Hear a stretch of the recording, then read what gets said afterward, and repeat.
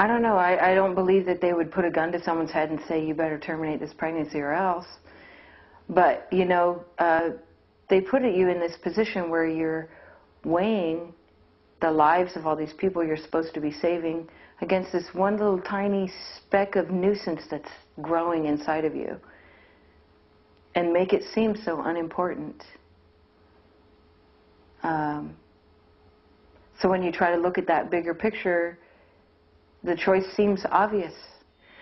I joined the Sea Org when I was 15 years old, not really knowing what it was, and not really understanding the rules or what kind of a dedication I was getting myself into.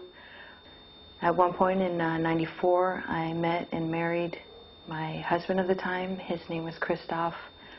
And not knowing very much about life, basics such as brushing your teeth or shaving, I didn't know anything about birth control either. So pretty soon after getting married, ended up pregnant. I was well aware of the rules about pregnancy. They did not allow children in the church, specifically in the Sea Org. I guess as in a church you could have children, but not in the Sea Org. They didn't allow pregnancies or children because they just didn't have the facilities to care for them. And because of the position that I had in the church, I was well aware of what would happen if I decided to keep the child, which is a lot of handlings and a lot of duress and pressure to stay in the Sea Org. That's what they want you to do, is stay in the Sea Org. And to stay in the Sea Org, you have to be not pregnant.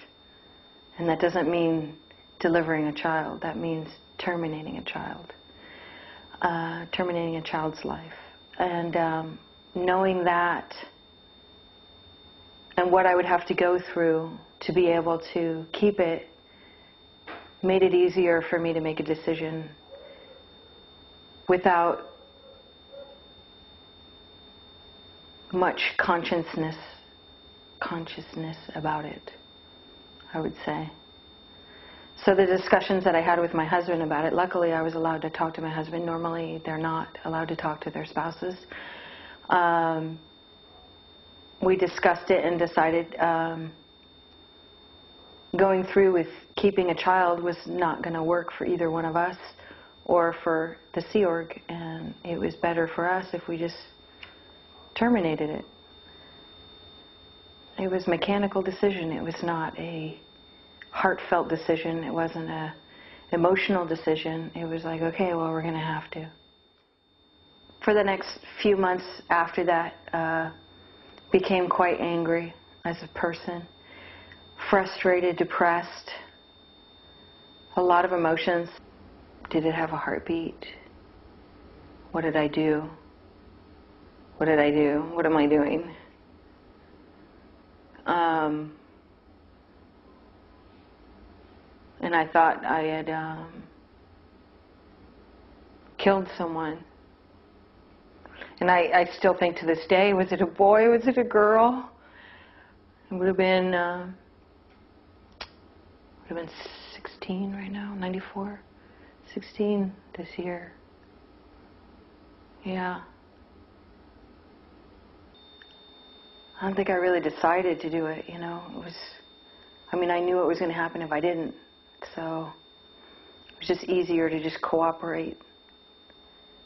Because I had seen, I was well aware of what they were capable of doing to change someone's mind. I think, you know, although my husband and I never even really talked about it, there was like a tension between us after that, you know, unspoken.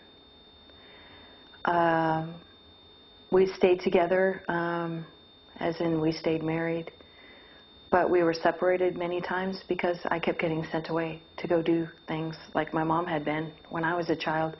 Got sent to Portland for like 4 or 5 months, and got sent to Florida for training for a year and a half, and then I got sent to the RPF for a couple of years. So there was a lot of times when we weren't together. We were married 8 years. Probably the longest time we were together was like 94 to 98.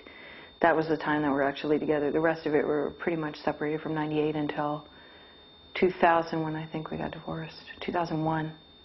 After one of those long separations, I had completed the RPF program and was not on any sort of a pill or anything, and ended up pregnant again. Went on vacation to see his family in Portugal and found out there, tested myself and found out I was pregnant. We immediately decided to terminate.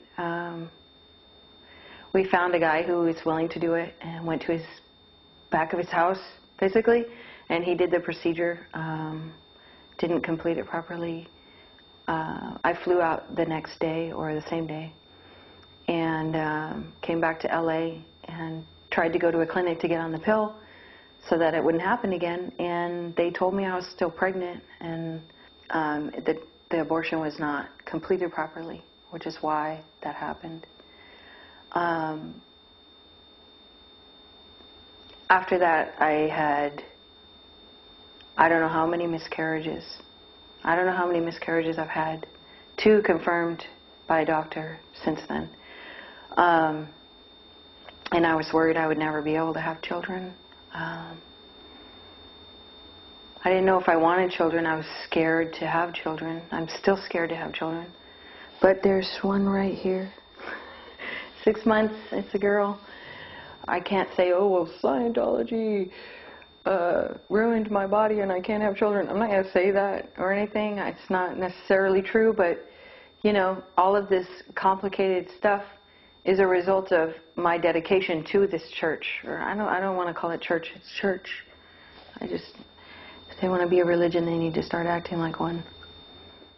Church spokesman Tommy Davis said the church has not pressured pregnancy or couples to end their pregnancies as a way to stay in the organization.